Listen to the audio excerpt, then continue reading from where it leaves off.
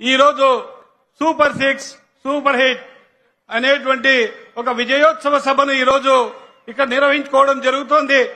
ఈ సందర్భంగా అనేక విషయాలు మనకు పెద్దల ద్వారా తెలుస్తాయి.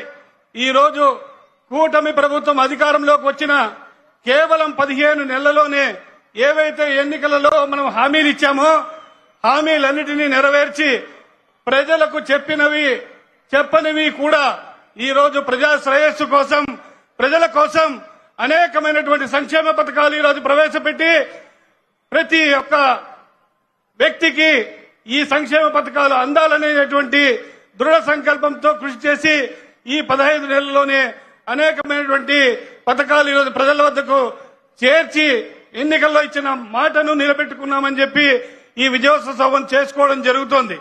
మొట్టమొదట స్వర్గీయ నందమూరి తారక రామారావు గారు పింఛను పథకాన్ని మన రాష్ట్రంలో తీసుకురావడం జరిగింది. 35 రూపాయలతో ఆ రోజు పింఛను ప్రారంభిస్తే నవ్యాంధ్ర